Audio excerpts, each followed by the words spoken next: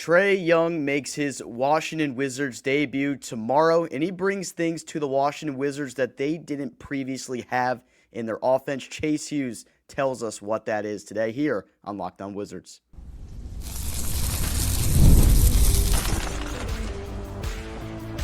You are Locked On Wizards, your daily Washington Wizards podcast, part of the Locked On Podcast Network.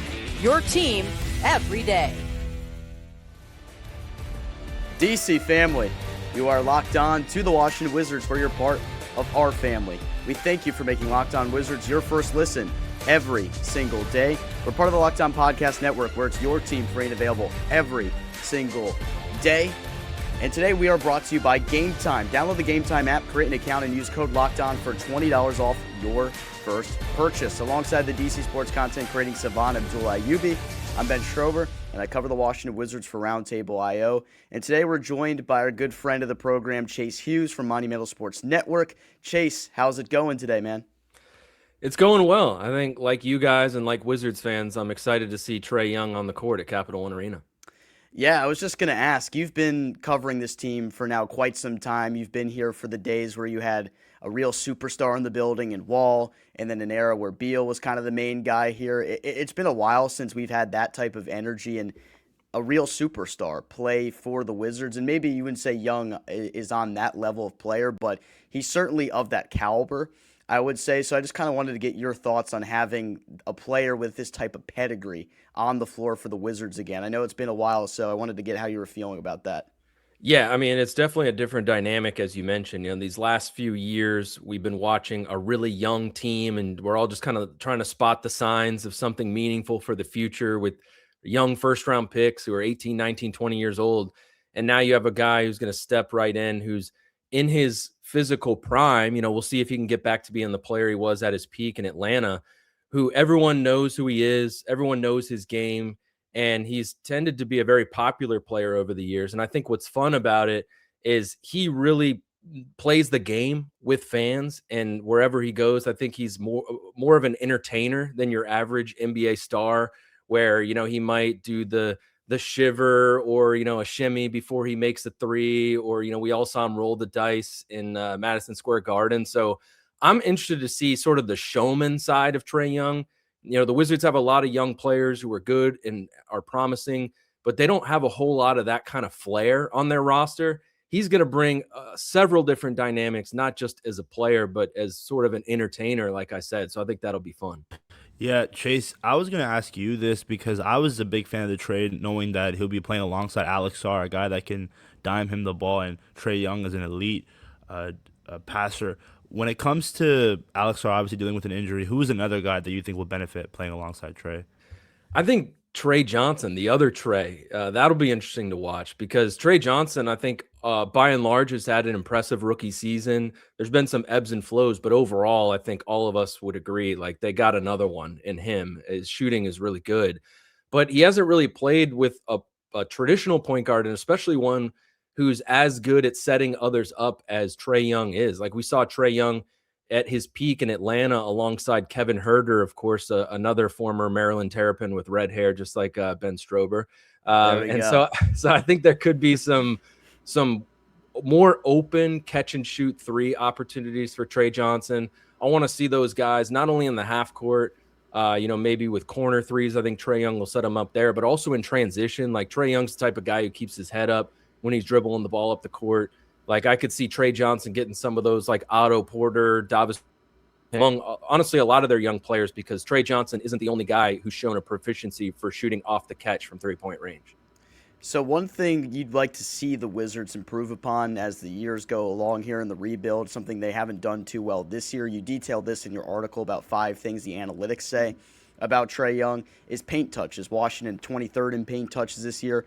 But Trae Young is a guy that has become one of the better drivers of the basketball over the years. He's been top 10 pretty much every single year outside of this year, because he's only played in 10 games. Just adding that dynamic to this offense, although the rotations have really changed quite a bit over the past couple of weeks here, Chase, how do you feel like this dynamic can make them much more efficient offensively? It's a completely different dynamic than they're used to, because not only, as you mentioned, you know, he's always been top 10 in that category, Well, this year is an off year, and he's still averaging more drives per game than anyone on the Wizards roster. So, like, he can get downhill like no one on their team can. They're a young team. Guys are just figuring out the NBA. They got to work on their handles. They got to get stronger so that they can get into the paint. But he's always been good at that. And so I think, the first thing it's going to help is just their 3-point shooters, especially guys who are good off the catch. Kyshawn George, Tre Johnson, Bub Carrington, they come to mind.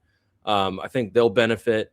There'll be more corner three opportunities, I think, created off of that, because Atlanta has always been pretty good at, one of the better teams, I should say, at creating corner three opportunities. The Wizards are one of the worst teams at doing that. So there's going to be more corner threes.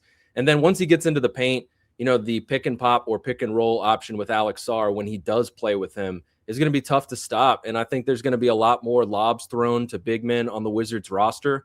And, it's not like Alex Sarr doesn't dunk a lot. Last I checked, he was 33rd in the league in dunks this season, and that's with missing quite a few games. But if you compare Alex Sarr this year to Clint Capella, 4 or 5 years ago, Capella was dunking like 4 or 5 times as often when he was playing with Trae Young, and that includes throwing down alley-oops. So I think Trae Young gets past the first line of defense. It's going to open up different spots on the floor and different actions that the Wizards haven't been able to utilize. Tomorrow is his debut against the Utah Jazz. Chase, we understand that he is on a minute restriction.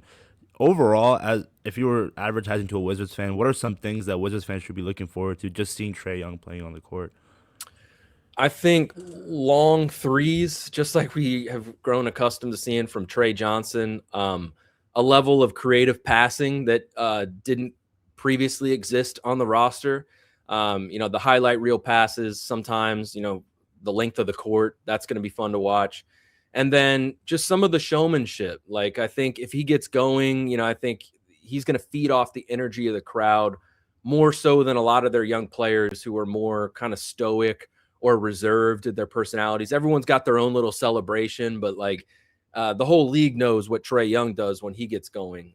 So I think that's just going to be fun to watch. And also the tutelage of young players. I think if you talk to people from Atlanta and people who know Trae Young well, they say great things about how he took young players, under his wing. And I think we've seen some of that, not only in the public view, on the bench, but we've heard from some players, you guys know, in the post-game press conference that he's giving speeches to the team at halftime, and he's taking guys aside, behind closed doors. So I think he really cares about the development of the young players on this team. Sure.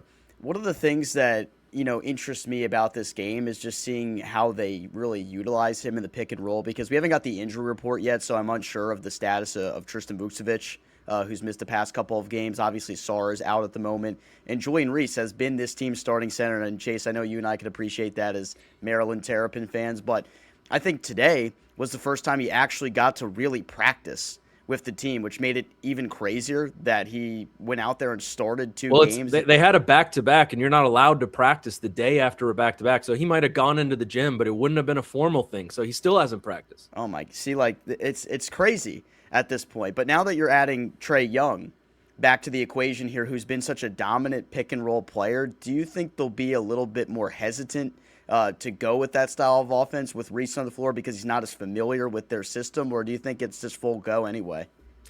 Well, I know Juju Reese prides himself in his screen setting, so I think there'll be a little bit of that. But, he's not a pick and pop guy. He's not going to make a shot from the outside. So he can roll to the rim. I think we've seen some nice touch around the basket.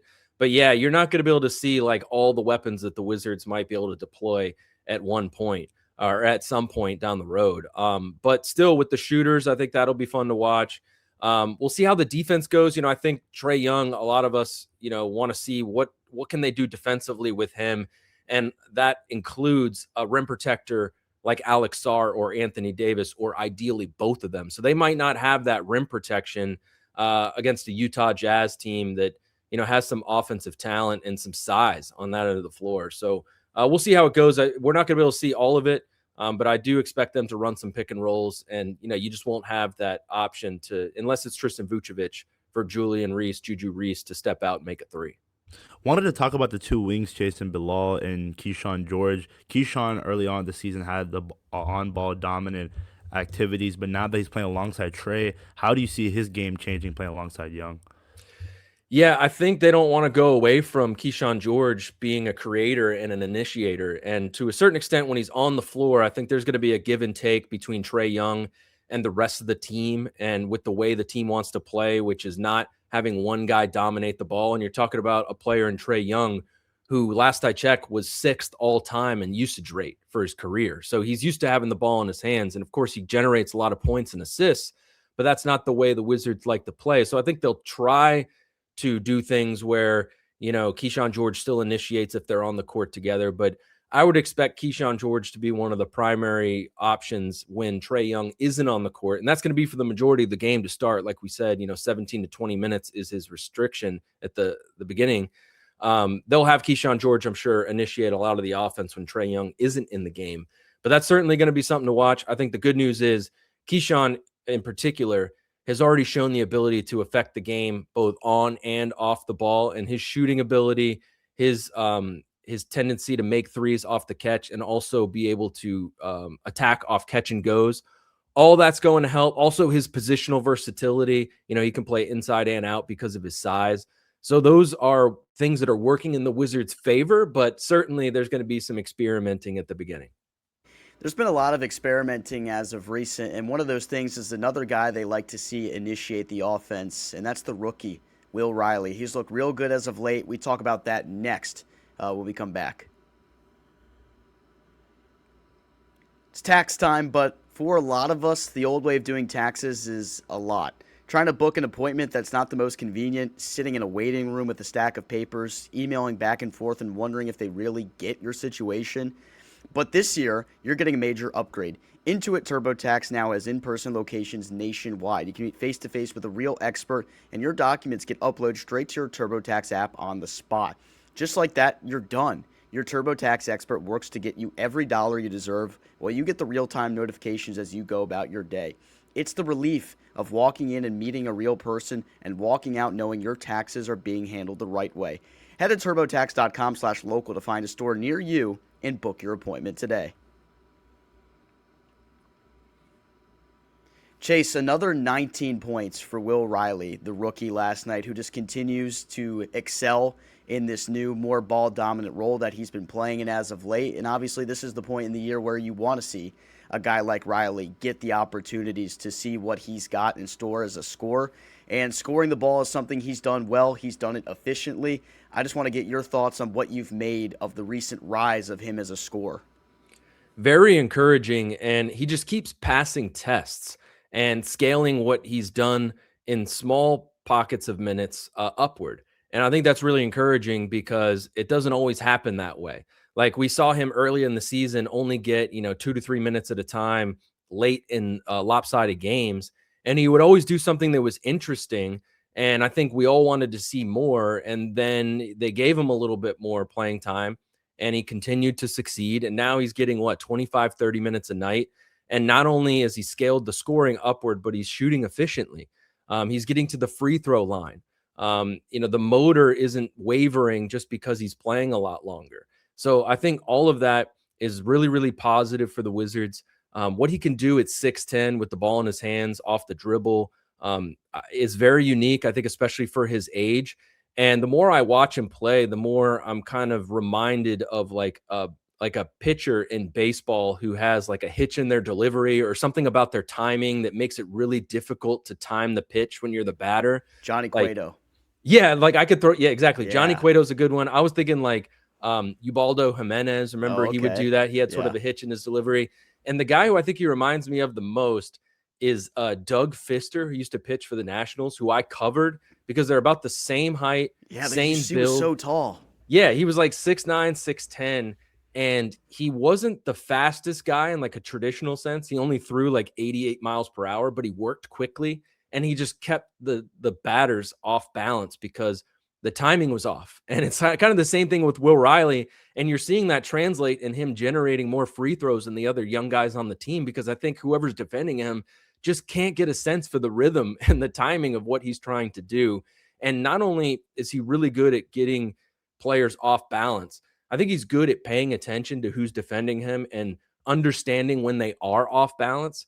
And it's just as simple as like moving consistently, sort of herky jerky, and having a good feel for when to move and how to keep moving, and then understanding when there is that window to shoot or pass. And he's got a great sense of that, especially for his age. He loves the spin move, Chase. He Yeah. loves pressing that B button. I was going to ask you your take on this. Ben brought up a point where it was very interesting in yesterday's postgame show. He mentioned that if Riley stayed another year at Illinois, he could have been a potential top 10 prospect in this upcoming draft class. What do you make of that? I think it's a fair thing to say. I mean, Will Riley, keep in mind, he's one of these guys who reclassified, right?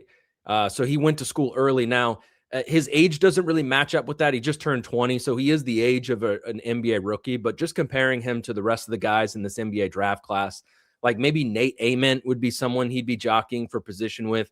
Ament, local guy, about the same size, 6'10", 6'11", maybe a little bit taller, but plays like a guard, kind of like Will Riley. But has had an up and down season at Tennessee. And he's projected to go like maybe 7th, 8th, or 9th. So I could see Will Riley being, around the top 10 in this draft class, which you guys know as well as I, like it's a deeper draft class than normal. Like if you're the 10th pick this year, you might in the average year be the 7th or 8th pick. So Will Riley, certainly, if he had been at Illinois, playing with another guy who might go top 10 in Keaton Wagler, might have had an even higher stock as a draft prospect. Although I was a little surprised because I watched a lot of Illinois last year. I was surprised he fell to 21st because of the pedigree, the size, and the skills. It's a good point. And I think, honestly, it says a lot about the ability to trade back and get this guy. I think it's been a real steal for this organization because you make the point, you legitimately can make the argument right now that if he didn't come out of school as early as he did, he might have found himself as a lottery pick. And I think that ultimately would have been the case, even though this draft class is really deep. Just his skill set at his size, like you can't teach that. I sparked quite the debate yesterday on Twitter, and it got a lot of people that weighed in on this conversation. So I'll get you part of this here. And obviously you cover the team every day, so I think you could speak to this subject here. I said, is Will Riley a little more advanced offensively at this point in his rookie season than we saw from Kyshawn last year? And I'm not saying Will Riley is a more complete player because I think even last year George was arguably the more complete player because we saw those flashes from him defensively. But just from the eye test offensively, I know we haven't had time to dig through the numbers here, but just through the eye test, is Riley a little bit more skilled on offense than Kyshawn was at this point last year? I think yes, and I didn't think that immediately because I saw your tweet and it piqued my interest. So I took a look at the numbers and I was thinking like, well, Keyshawn's a better passer than Will Riley, and like, maybe he does more off the dribble. But if you look at what they've done per 36 minutes, Riley is generating just as many assists as Kyshawn did, getting just as many rebounds. The steals are similar, but he's scoring more and he's shooting more efficiently. So like he has been the better offensive player compared to Kyshawn George last year. And he's a year younger than Kyshawn was as a rookie. So I think there's a fair argument for that. I think the debate, if I were to side with Kyshawn, it would center on the defensive end, as you mentioned. Like by midseason last year, we could tell that Kyshawn George was a way better defensive player than he was given credit for in the draft, and that has continued through this season. But if we're just talking about offense, Will Riley is ahead of where Kyshawn George was at a year younger than Kyshawn was. What do you think going into year 2 for Will Riley, Chase, Riley has to do to stand out in a crowded wing room? Because he has taken advantage of his minutes with Kent Whitmore being out. Bilal was hurt for numerous times to start the season. JC and then potentially adding a wing in this upcoming draft. What does Riley have to do different in year 2? I think he's got to get stronger. For as much feel for the game as he has off the dribble and for how shifty he is, one thing that prevents him from getting past defenders sometimes is just not being strong enough to take, the bumps and the hits, on the way to the rim. So he's talked about that. I think it's something that like he knew was an element of his game, and he's understanding it and seeing it in real time. And he's doing his best with weight training and strength training and all that.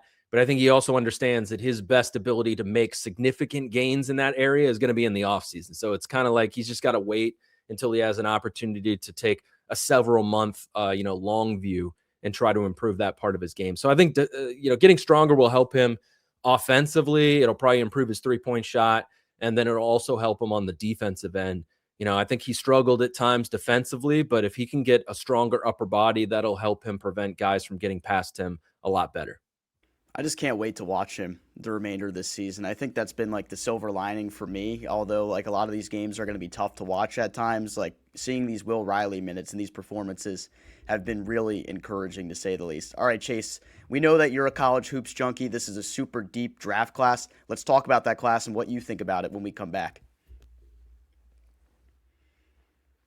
There's nothing like being in an NBA arena. The crowd, the energy, the moment. Getting tickets, though, that part hasn't always been so simple, and it probably gets even harder when Trae Young makes his debut tomorrow.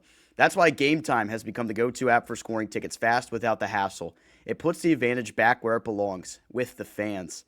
If you pull up the GameTime app and you pick an upcoming game, you'll have tickets locked and loaded within minutes.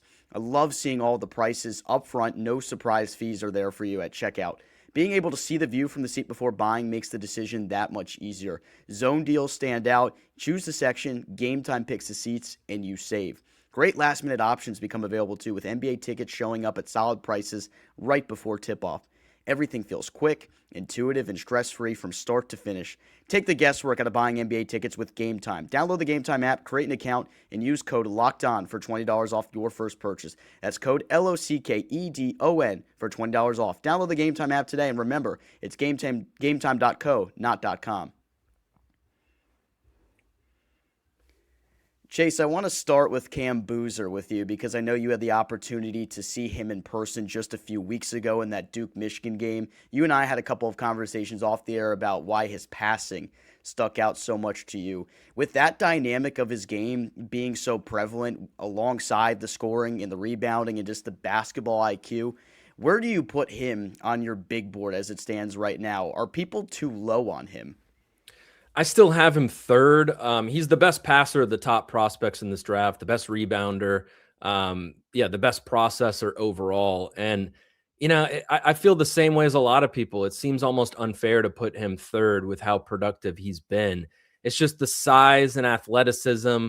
Like, it doesn't suggest NBA superstar someday, but it doesn't mean he can't be that guy. And, it's just so interesting with him because he's really been like a buzzsaw through every level of basketball to this point. I'm sure you've heard he's one of the most accomplished, decorated high school players of all time, won like multiple championships, did the same thing in AAU. And people wondered, okay, when is that going to run out? And then he gets to college and he's having one of the best freshman season of all time and on the number one team. What they did against Michigan that day, who was number one at the time, was really impressive. He's the best player on Duke. They might win a national title this year. So like, it's not running out in college. Is it going to happen in the NBA? I mean, you're betting against a trend that has been continuing for a really long time. I like him a lot. I just like DeBonsa and Peterson and their upside a little bit more. Yeah, I think you brought up a good point where it's not like he's too flashy, but he's fundamental, Chase, and he just does everything right and has such a high IQ at such a young age. I wanted to ask you about AJ, Chase. I'm a big fan of him. I still think he's number one on my board. What do you think separates him from a guy in Darren Peterson? I think what separates him is the size and the demeanor. Darren Peterson, all three of these guys have very few question marks. But one thing for Peterson that I think is a question mark is what is he going to measure in at the combine? He was compared to Kobe Bryant, who was like 6'6", 6'7". Is he that tall or is he more like 6'4", 6'5"? Is he more of like an Anthony Edwards? DeBonce, on the other hand, like I've been looking at pictures of him, like standing next to LeBron and some of these guys. Like he is a legit 6'9", and he plays like he's he's got the agility and the explosiveness of like a 6'6", 6'7" guard. So he's like the one guy of the three that definitely has positional size. He's also arguably the most explosive athlete of the three. And he's just like a competitive machine. Like you watch his games, like the way he gets into it, the way he rises to the occasion in clutch moments, the expression on his face. You could just see that this guy's like a monster on the basketball court. He also, I think, just checks off the most boxes as a player. Like he's a much better passer than Darren Peterson. He's a pretty good shooter. None of these guys is like a great defender. I think Peterson might be the best defender of the three, but none of them are like Cooper Flagg. So I think in terms of just size, athleticism, skill set, and mindset, DeBonsa checks off the most boxes for me. Can you ever remember a time in your life where the debate amongst three guys for the top pick was this tight, this late in the year here? We're in early March, and I think a lot of people have different opinions on this whole thing still. Yeah, it doesn't happen often, and I think this is going to continue like through the lottery, which would be very unusual. Usually with the lottery, and I've gone to a few of them, like whatever team gets the number one pick, you know what the prize is that they just won, right? I don't think that's going to be the case here. The prize is going to be like the opportunity to choose between these guys, but certainly most people I think would point to the draft that Paolo Banchero went number one in, where Jabari Smith Jr. as of the morning of the draft was the betting odds favorite to go number one, and Chet Holmgren was in the mix. So there was like a trio at the top that everyone felt like there wasn't a whole lot separating those guys. And then maybe I would also point to the year that Anthony Edwards went number one, because James Wiseman had a case because of his size and athleticism, and LaMelo Ball was a pretty highly coveted prospect. Edwards ended up going number one, and obviously that looks great now in hindsight, but it wasn't a slam dunk at the time. I know he's on the outside looking in, Chase, but Caleb Wilson from UNC, how special do you think this kid could be in the NBA level? I think he could be a really special player. He's a two-way player, terrific defender. I mean, could be like a prototype at the power forward position as a defensive player. I think his upside defensively is better than any of the three prospects that are being ranked ahead of him. And he's a very consistent player in terms of scoring and rebounding. And I think he's got better feel off the dribble, and, not just in the half court, but in transition than he's given credit for. He could take the ball up the floor. He's got a nice set of moves in the mid post. He does a lot of his scoring around the rim. Like if you look at his shot chart, it's basically in the paint and around the basket, but that doesn't mean he couldn't, spread things out around the floor. So I think he's a really good player. I could make the case for him to, break into the top three. I think the difference between him and the guys in the top three on most mock drafts is that he just might take a little bit longer to develop. So it depends on what team he lands with, but I think you just might, add a year or two to his timeline before he reaches his peak. I wanted to weigh some of the options in case the event the Wizards do fall in this draft, because we always know it's a possibility. It happened last year. It's happened so many times. The Wizards haven't moved up in a lottery since 2013. So, Chase, you and I obviously both know, like, when this is a possibility, you got to weigh the options. You're going to see Keaton Wagler on Sunday. Is that what you said, in College Park, right?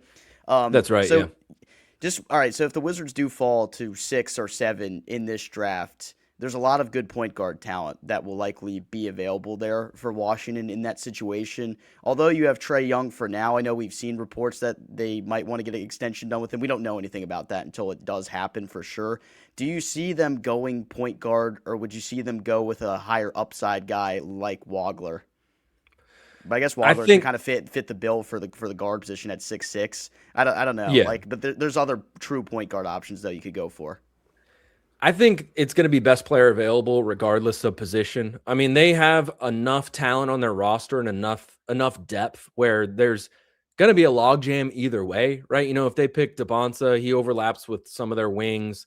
Boozer and Wilson are power forwards. They're going to overlap with Anthony Davis. And then, of course, you mentioned the guard position. A lot of these guys in the lottery are like combo guards who would directly overlap with like a Bub Carrington or a Tre Johnson. So I think they'll have to see. I mean, when it comes to Trae Young, I think it depends on the guard. I think if it's like Darius Acuff, he's probably a little bit more ready to just be plug and play than maybe a Keaton Wagler. I could be wrong, but Keaton Wagler, I'm sure you guys have seen, like, his really burst on the scene as an NBA draft prospect. Like, he was not a highly rated recruit. So he's kind of a late bloomer. So maybe they feel like they could take their time developing him. Kingston Flemings is another guy that has to be mentioned in this conversation. I really like him, and I like the fit that he would provide with the Wizards as sort of like a stronger guard who could play defense. He's really quick. He gets past people. He gets into the paint. So he could really complement the guys that they have. But I think generally speaking, especially where the Wizards are now, still in their rebuild, but generally speaking, if you're picking at the top of the draft, you have to go best player available no matter what you have on your roster, because you can't 5 years later look back and say, yeah, we needed a power forward at the time, but we passed on a superstar guard. Like, look at the San Antonio Spurs taking Dylan Harper, even though they already had Castle and Fox. And, I think that's going to work out really well for them long term. But there's really famous examples of that over the years. Like, the Portland Trailblazers picked a guy named Sam Bowie over Michael Jordan because they felt like they needed a big man, and that didn't work out too well. Best player available, Chase. That's the model. That's how it always should be. And honestly, in my eyes, I think every Wizards fan just knows that it doesn't matter about fit, because whether you get a guard in a room with Bub Carrington, Tre Johnson, Trae Young, whether you get a forward with the amount of wings that we have, or center with AD and Trey, or AD and Alex Sarr, there's a lot of people on this a lot of young guys on this roster, and adding another one will just do wonders. Wanted to ask you this quickly before we end it off. This draft class coming up, like we mentioned, is loaded. Do you see a possibility where Washington can trade back into the first round? Trade like into the first round to get a second first round pick? Yeah. Yeah, I definitely think that's possible. I mean, they've done that the last few years, right? And so I think they're always thinking in those terms. At some point, maybe they'll view their first round picks a little bit differently, but they like to take as many bites at the apple as they can, even if they have to trade, a proven veteran player like they did with Gafford and Kuzma and Denny Avdia. Like they are willing to trade players to just get more shots at finding a star in the draft. And I think the Kyshawn George and Will Riley success stories are perfect examples of that. If you have multiple first-round picks, you could sort of hedge your bets. You could take chances that you otherwise wouldn't be able to take.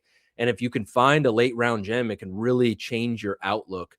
And I think that goes back many years with many different franchises. Like, in order to build a championship team or a contender, basically, without exception, all these teams that have done it have found diamonds in the rough later in the draft. So I think the Wizards really believe in that and the power of it. And they hope that continues with the development of guys like Kyshawn and Will.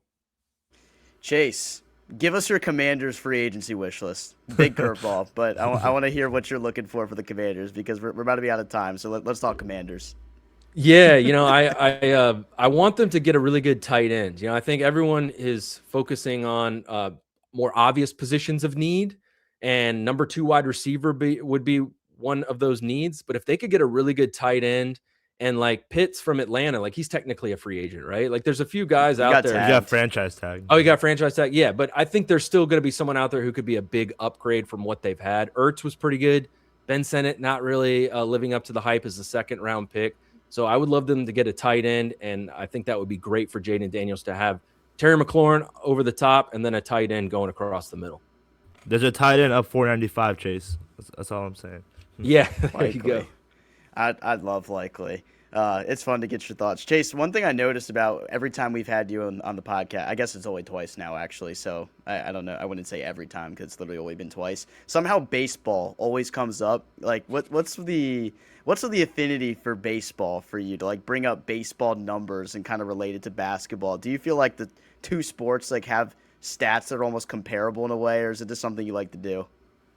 Well, it's something I like. I mean, in general, like baseball metaphors are pretty common throughout society, not just in sports, right? Yeah. And I covered baseball for a long time. I covered it for 6 years. I was a Nationals beat reporter. So it is how I think. It's one of the main reasons why I'm good at analyzing things with numbers in the NBA is because I cut my teeth in baseball. But yeah, I was going to mention that because last time I was on here, I was telling you guys about how I was paying attention to like Vlad Guerrero Jr. stats and how he didn't really show signs of superstardom his first 2 years, and then boom, it came out of nowhere. And like the same thing could happen with the Wizards' young players. So yes, 2 episodes with you guys, and I'm 2 for 2 in terms of drawing a metaphor with baseball. Did you go back and watch? How did you remember exactly what you said? You just remember that? Well, because the baseball metaphor with Will Riley occurred to me, and then I was thinking. Last time I was on Locked On Wizards, I had a baseball metaphor. So, oh man, well Chase, we appreciate you making some time for us. We know that you're busy, and tomorrow should be a pretty fun day at Capital One Arena. So we'll see you there, my friend. Absolutely, man. Thanks for having me. No problem. All right, everybody, that'll do it for today's episode of Locked On Wizards. Big shout out to our guy Chase Hughes from Monumental Sports Network. Be sure to check out his work on monumentalsportsnetwork.com. A lot of great digital content you can find there. Check him out on Twitter as well. That'll do it for us today. For Abdullah Ayubi, I'm Ben Strober. We'll talk to you guys later.